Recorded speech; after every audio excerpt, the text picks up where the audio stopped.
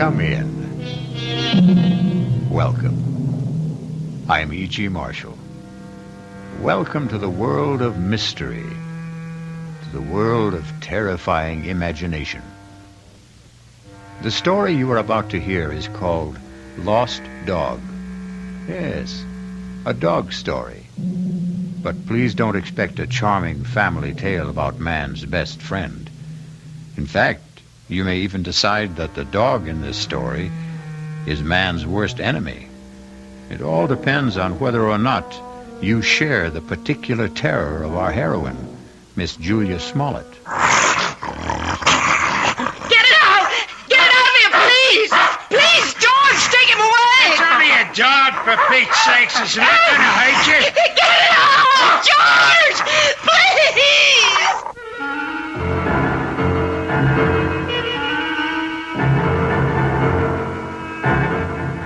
Our mystery drama, Lost Dog, was written especially for the Mystery Theater by Henry Slesar and stars Kim Hunter. I'll be back shortly with Act One.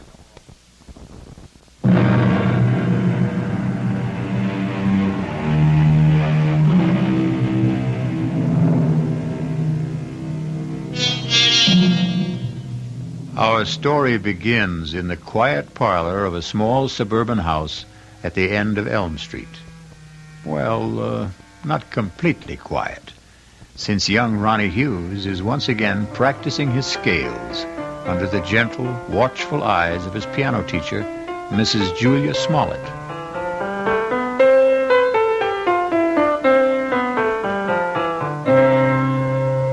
Well, that was very good, Ronnie. It was much better than last time.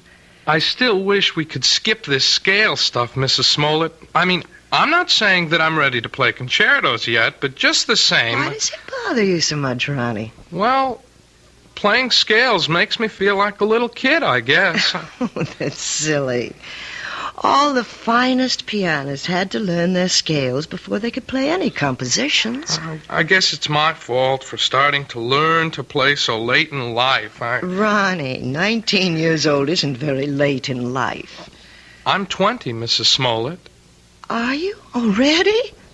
Oh, now don't tell me you've been coming here a full year. No, just about 4 months. But my birthday was last week. It was on Thursday. You weren't well last Thursday. Oh, yes, that's right. You still don't look well. Listen, why don't we see how well you know the chromatics? Your cheek, it's swollen. It's still swollen. Does it hurt? No, it doesn't hurt at all. It was silly of me to stumble and fall that way. I know that your husband hit you, Mrs. Smollett. Now, that's a very silly thing to say. You can't tell me it isn't the truth.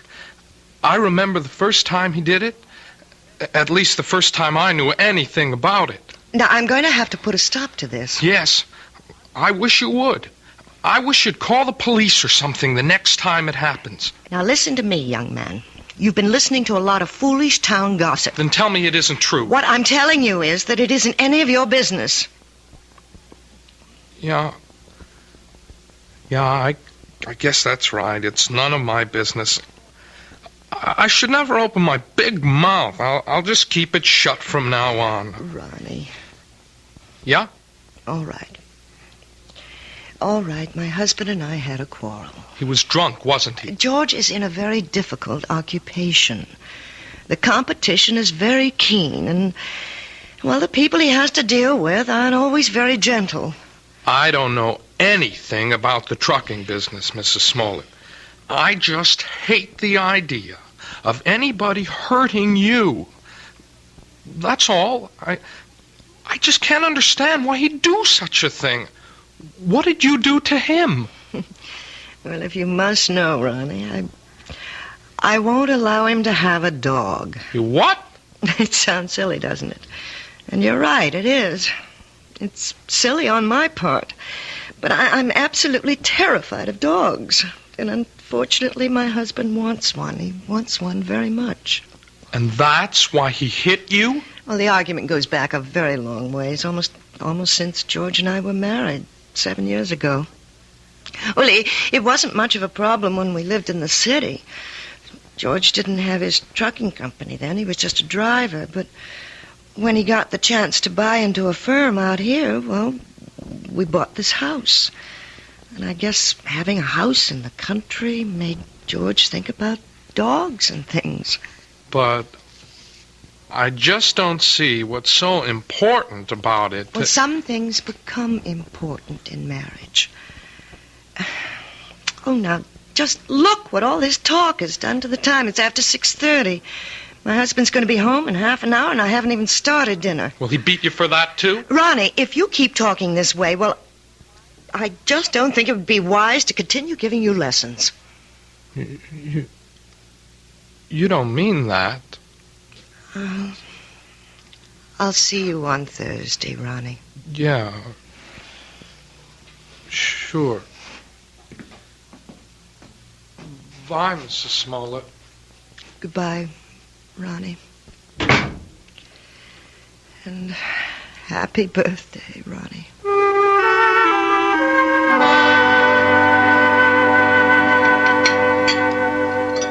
What else could I tell the guy? I had 2 semis in a repair shop. If I wanted the job, I had to use his equipment. Well, fine. Only nobody was going to hook me for a $500 premium. Hey, are you listening, Julia? Yes. Yes, I'm listening, George. What's the matter with you tonight? I'm a little tired, I suppose. Tired? You? From what? Lifting the piano cover? Nah, you make me sick, you know that? You weren't listening to a word I said. You don't care about what happens in my business. You never cared. Well, I never understood much about it. You always talk to me as if I'm one of your associates. I know what's eating on you. Think I don't know? You're sitting there like the Last Judgment. You're sitting there blaming me for taking that swipe at you last week. No, you're wrong. Look at yourself. You didn't even bother putting makeup on that cheek of yours. Makeup wouldn't cover the swelling. Yeah, you want to remind me how much you suffer. Well, I got a hot flash for you, kid. The one who suffers around this house is me. I could enjoy this house plenty. I could have a great time if you weren't so sick in the head. You're talking about the dog again. Why not? You think I forgot? But surely it can't mean that much to you. I've had dogs ever since I was 6 years old. You never talked about it when we were living in the city. It was different. Who put a dog in that air-conditioned chicken coop? But now we've got a house. A real, honest-to-God house, Julia. A house needs a dog. Oh, George, you know I feel terrible about saying no, but I can't help myself. It's just something in me. It's a phobia, I guess, but dogs terrify me. Even small dogs, tiny, harmless little dogs. I go to pieces when one comes near me. That's all in your mind. Yes, but isn't that enough? No, not for me it isn't. Can't you understand that it's like a sickness, like a disease? Okay, so if it's like a disease, how come you never got cured? How come you never saw a doctor about it? A doctor? Yeah, that's right. You're telling me you're sick? Well, just find out. Well, where are you going? I'm going to get you an appointment, a doctor's appointment. I'm calling Dr. McCann right now. At this hour? I'll call him at home and make an appointment for tomorrow. We're going to settle this thing once and for all.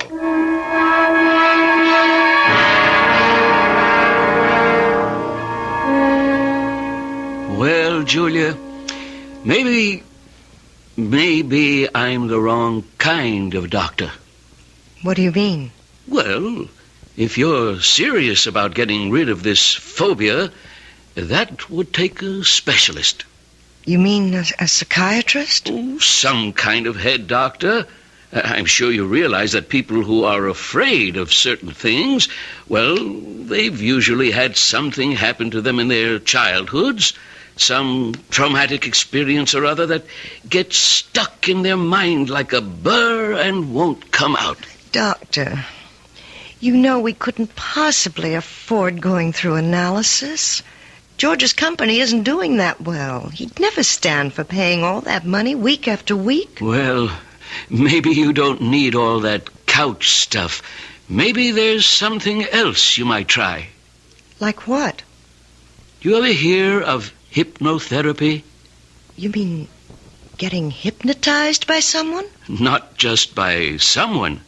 I mean someone who can put you under and maybe help cure you of this thing. I'm not saying it always works, but it does sometimes. I don't know. The thought sort of frightens me. Nothing frightening about it. It might be just the way to find out why you're really afraid of dogs.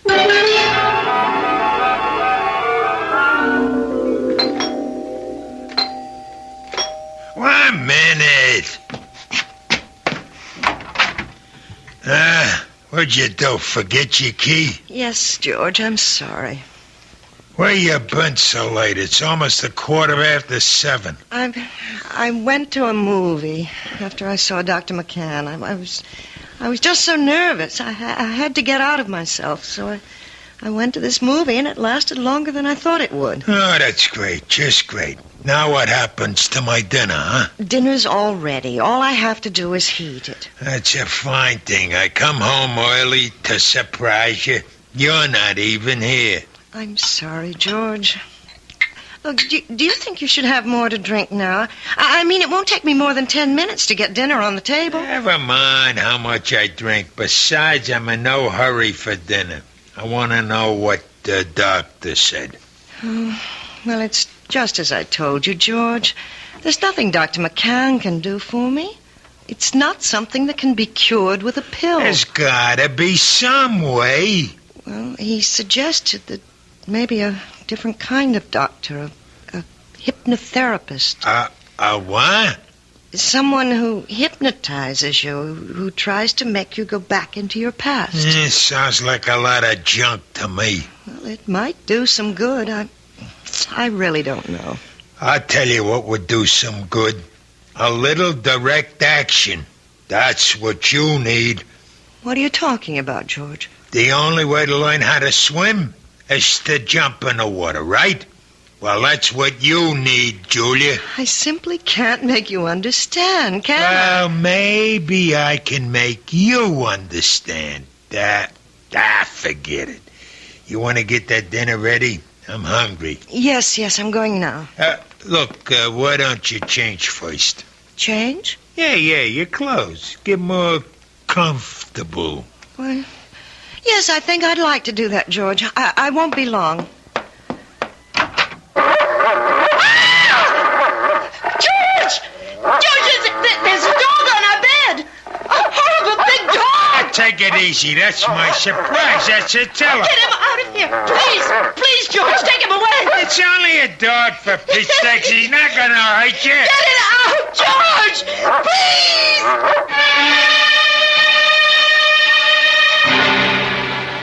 It only goes to prove that there are more terrors in this world of ours than anyone imagines.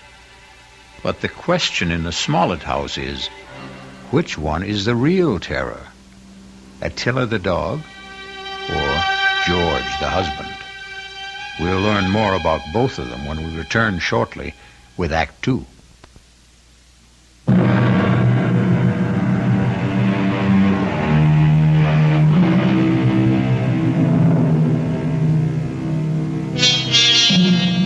Now let's return to the plight of Mrs. Julia Smollett, the woman whose nightmares take the shape of a barking dog. How long do you want me to board the animal, Mr. Smollett? I don't know. Until that wife of mine gets her head on straight, I guess. Beg your pardon? My wife doesn't like dogs. Took one look at Attila and screamed the house down. Well, some women get scared of Dobermans. This dog's only 6 months old, for Pete's sakes. Practically a puppy. Can you board my dog until my wife gets through with her treatment? Treatment? I don't think I understand. Just give me a straight answer. Oh, yes, sir. Certainly. We'll take the dog for as long as you like.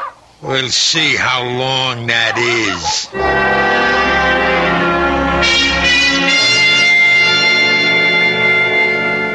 Please sit down, Mrs. Smollett. Thank you. Right here, Mr. Smollett. Yeah, thanks. You both seem a little nervous. Well, I'm sorry, Dr. Froelich, but I suppose I am. I know. Dr. McCann explained to me. He said that hypnotherapy was an accepted kind of treatment. For some cases, yes. Not all of them. All I want to know is, will it work? Well, frankly, I don't know much about your wife or her problem. I'm not going to say I can help her get over this particular phobia until I do. Please, George, let me tell the doctor about it. I can tell him in one sentence. My wife's afraid of dogs. All dogs. Big ones, little ones. Falls apart when she just looks at one. No, that isn't true. I don't fall apart, as my husband said, unless I'm close to them. Animal phobias are one of the most common types I deal with, Mrs. Smollett, and I might say that I have a great deal of success with them. But how do you do it? I use a technique called hyperamnesia. Amnesia? Actually, it's the opposite of amnesia. After placing the subject in a trance state and making her completely willing to free herself from critical judgments about her past... Hey, wait a minute. I'm not following you. What we do is get the subject to remember long-forgotten, very, very deeply repressed experiences. Sometimes they remember them in great detail, even though they still maintain amnesia at the conscious level. And do you see? I'm not sure I do. Do you mean you can find something in my mind that I don't even know is there? Possibly. It may take some time. We might need several visits to establish a rapport between us. But if all goes well, we should soon be able to find out if anything in your past is causing this problem. And, of course, that something will most likely concern a dog.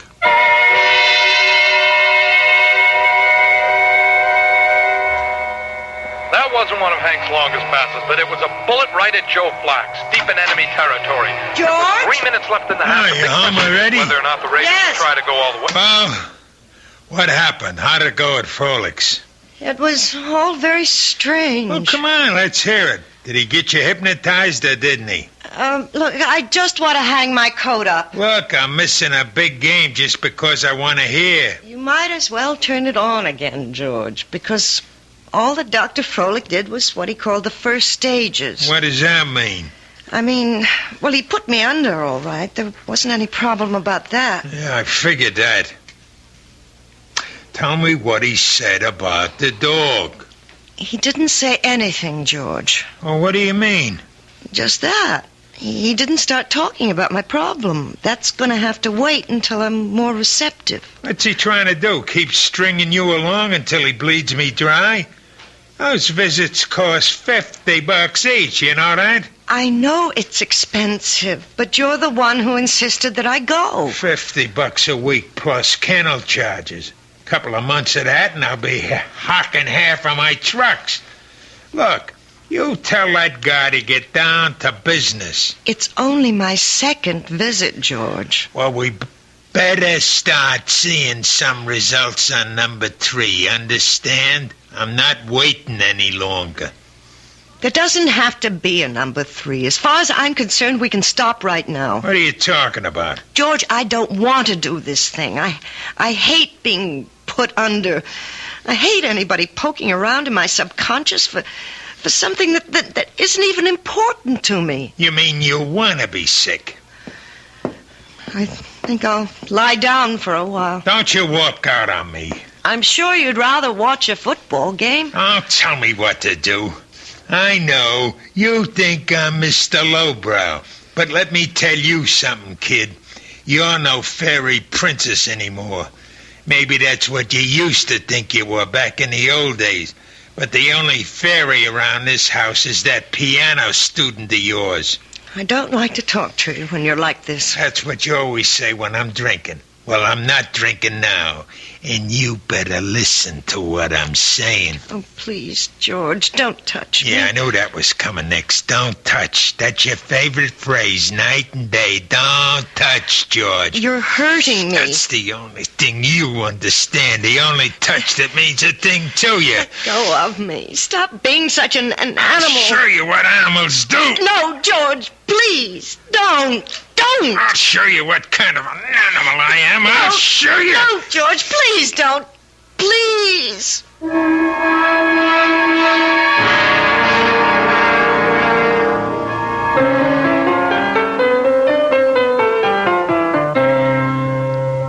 Well, I guess that wasn't much better, was it? What? You didn't think much of the performance. I mean, it wasn't exactly Horowitz, was it? No, it was perfectly all right, Ronnie, really. But you're not all right, are you? Oh, yes, I'm fine. You look awful. No, I didn't mean that. You never look awful. But you're acting so funny today. I'm sorry. I guess I have something on my mind. Can I take a guess? No. What you can take is the next page of this lesson. Listen, Mrs. Smollett. Look. Can I call you Julia? Oh, really, Ronnie? I know. You're going to give me all that stuff about teacher-student relationship. Only I'm sick of calling you Mrs. Smollett. I hate it. I hate it because it's his name. Ronnie. No. You're the most important thing in my whole life. Please, Ronnie. I don't want you to say things like that. They're not true, and they're just making it impossible for me to teach you. You know how I feel about you. I'm sure you do. You're just too smart not to have seen it. I know that you're 20 years old. Is that why you don't want me to talk about it? Because I'm younger than you are? Look, it's flattering that you feel that way, Ronnie, but I know it's just a little crush you have. Boys go through that sort of thing all the time. Boys? Crush? Look, you're treating me like a kid. If you ask me, that's why you keep me on those damn scale exercises all the time, so you won't have to think that I'm any more of a man than those 10-year-old kids that you teach all the time. No, Ronnie. I know you're a man. Then if you think that, treat me like one. Just once. Please. Please. Let me kiss you, Julia. Just once. Ronnie. Please, Julia. Ow! What is it? What's the matter? It's nothing.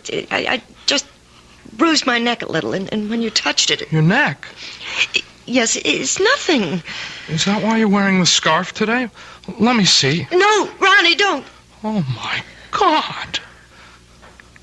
It was just an accident, nothing but an accident. You're all bruised. Your whole neck. Look at it. I can see more bruises. Down the shoulder. What did he do to you? Look, please don't talk about it. I can't bear to talk about it. You don't have to. But he's going to talk about it. With me.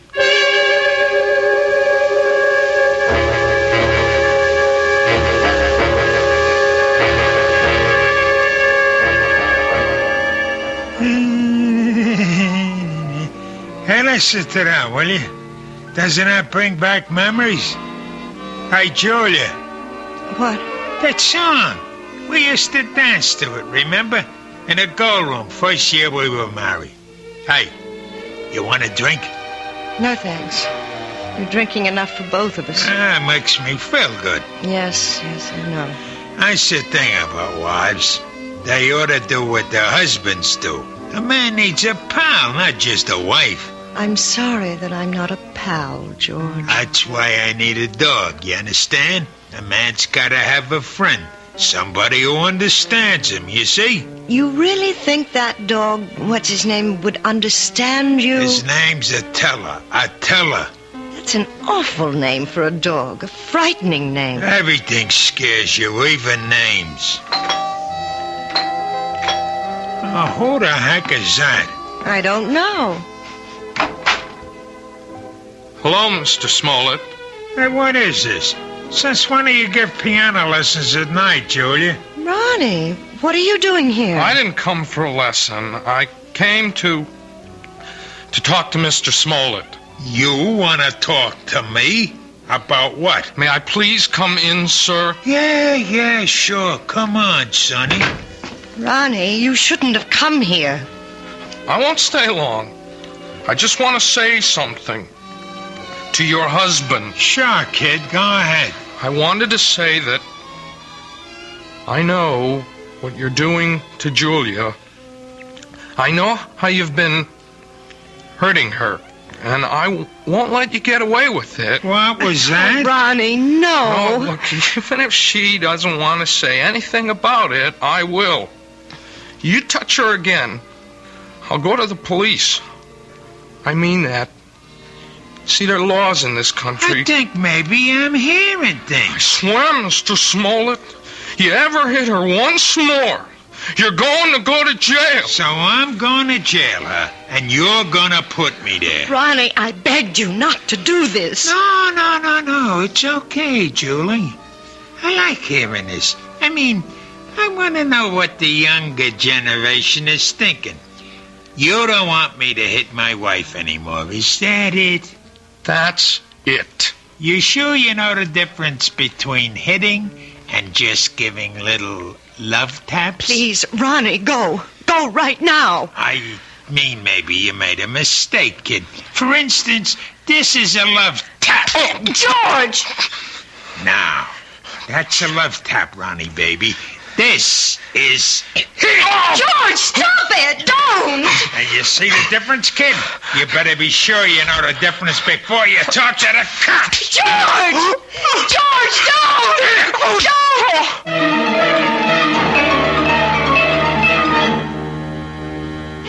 Yes, it's sad to realize that all men who love dogs aren't necessarily lovable themselves. But obviously George Smollett is a man who believes that brute force trains people as well as animals. He may be right in some respects, but perhaps he should be aware of the old saying that every dog has his day. I'll be back shortly with Act 3.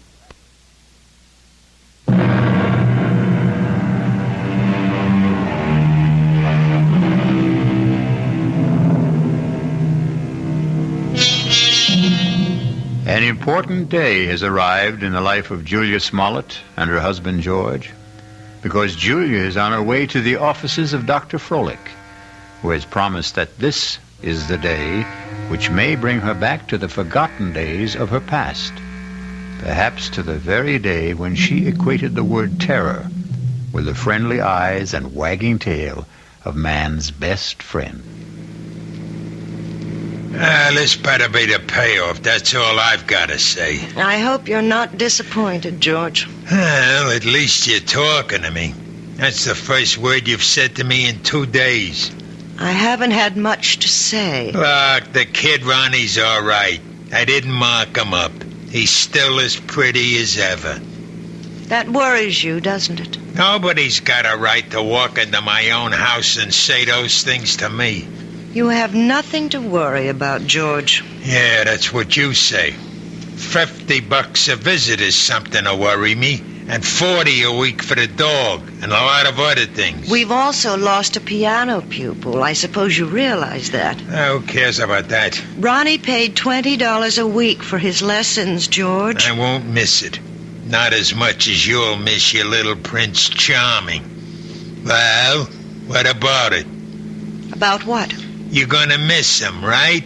You're not going to have any shoulder to cry on, are you?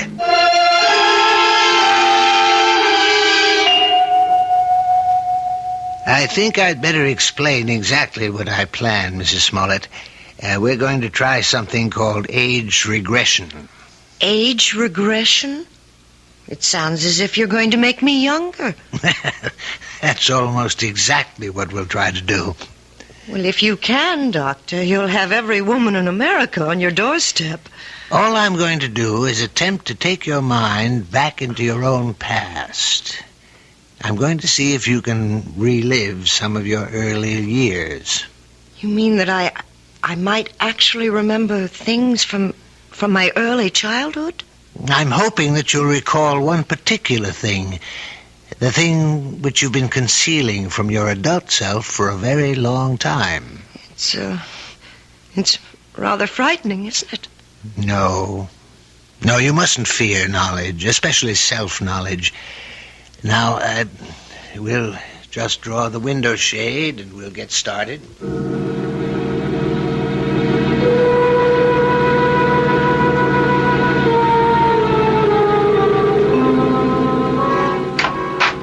Mr. Smollett, would you like to come inside? Me? You mean you're all through so fast? No, we're not through, but your wife is in a deep trance, and I thought you might want to be here when we begin the age regression attempt. Well, sure, if you want me in there. Hey, she looks like she's asleep. But she isn't. Hypnosis only resembles the sleep state, but it's not. Mrs. Smollett is very much awake. Yeah?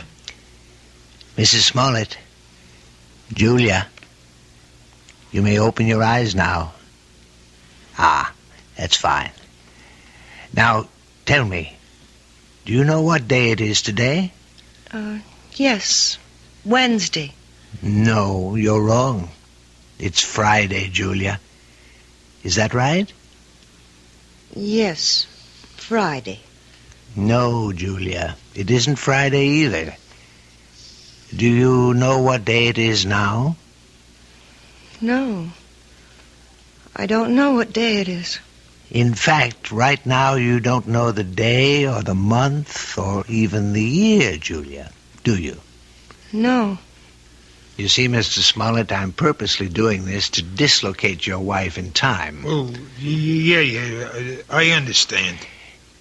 Julia, you're going to be a child all over again. You're going to see and hear and feel everything you did since you were a baby. And you're going to tell me everything I want to know about what you see, hear, and feel. You're going to answer all my questions starting right now. You understand? Yes. Julia, you are 1 year old. Do you hear me? You're an infant, only 1 year old. Tell me what you know, Julia. Tell me if you're afraid of dogs.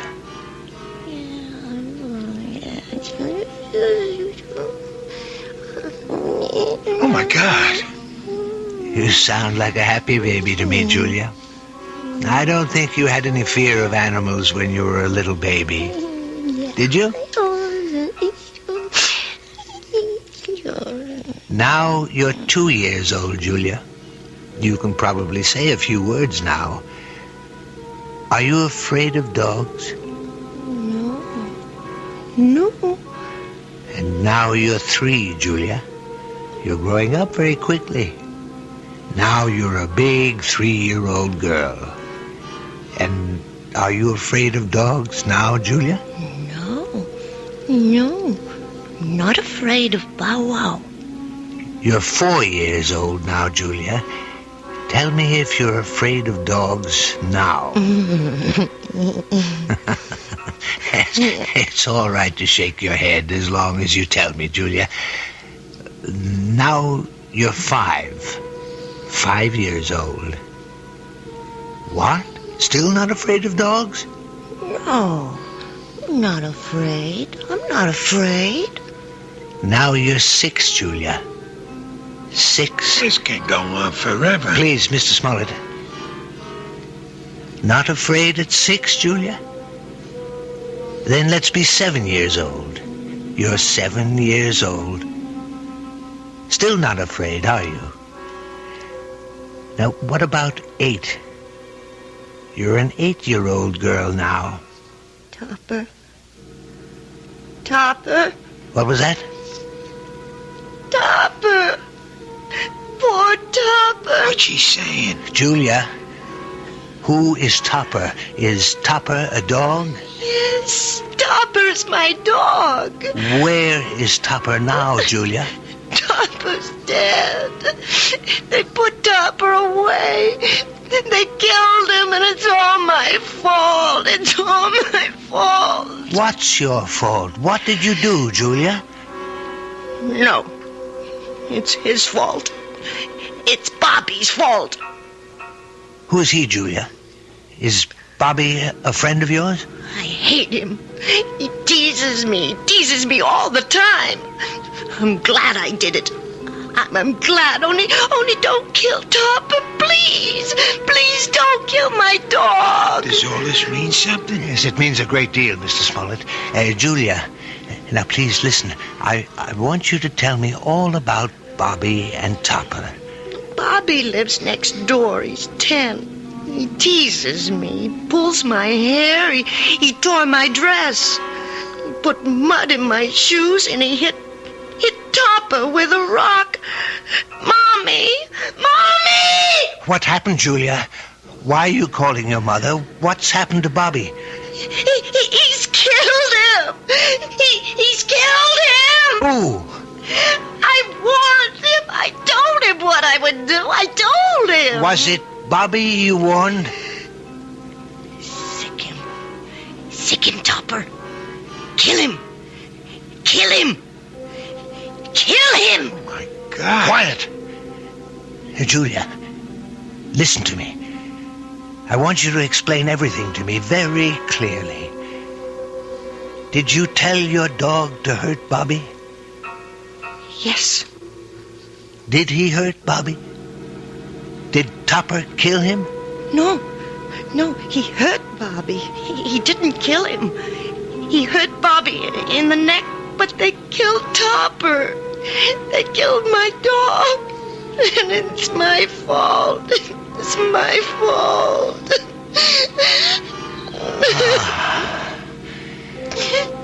Well, I think we've found the lost dog.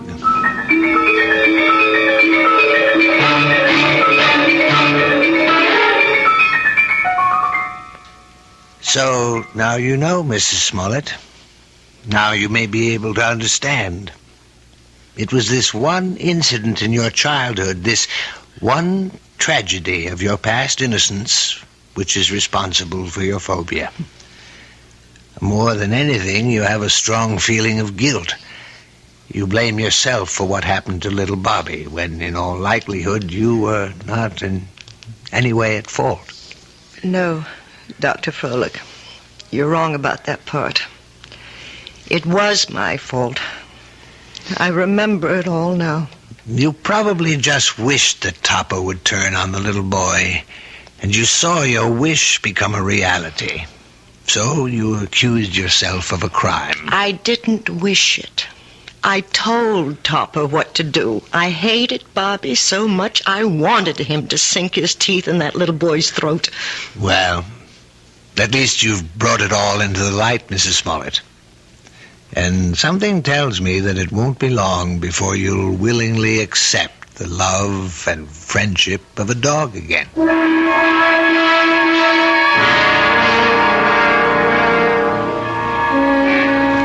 Mrs. Smollett, hi. Oh, hello, Ronnie. How are you? I'm okay, I guess.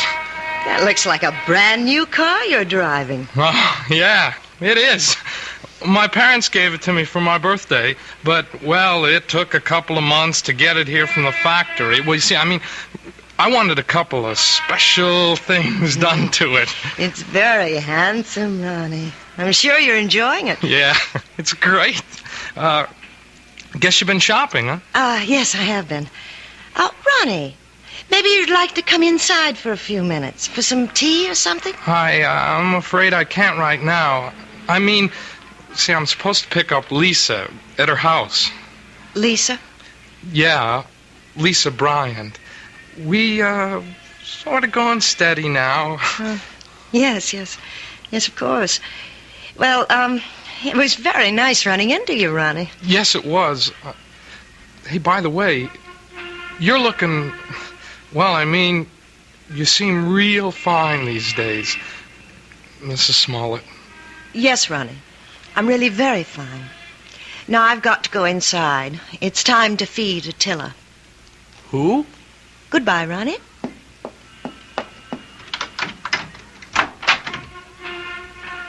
Attila! Where are you? Attila? Here, boy! Oh, now where's that animal?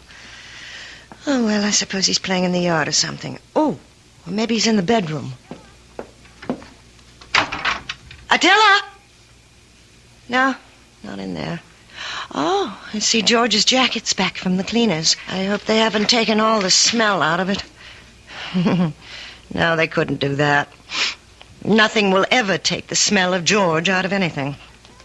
Now to find that animal. Attila! Where are you? Attila? Are you here? Oh, there you are. Oh, for heaven's sake, are you still tied up, you poor thing? Oh, well, don't worry. I'll have you out of that in a minute. We can't have you tied up, can we, boy? We can't play our little game if you're tied up. Yes, that's a good dog. Good boy, Attila. Now, let's play our little game. See the jacket, Attila? See? Smell the jacket, boy. Go on, smell it. That's a good boy. Now, sick him, Attila. That's it. Sick him, Attila. Sick him.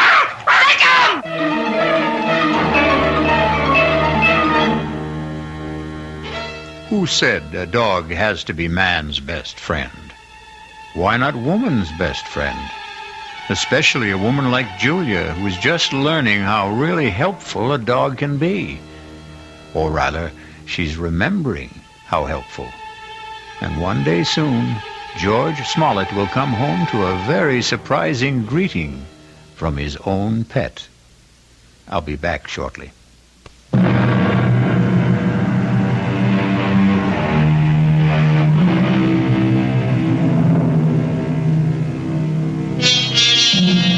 We hope we haven't given you the impression that we don't love dogs. We love them very much, especially since dogs are descended from wolves. And the wolf is not only a fascinating creature, he also does something wonderful for all lovers of mystery stories. He makes this chilling sound. Our cast included Kim Hunter, George Matthews, Robert Dryden, Gil Mack, and Mandy Patinkin. The entire production was under the direction of Himan Brown. This is E.G. Marshall inviting you to return to our Mystery Theater for another adventure in the macabre. Until next time, pleasant dreams.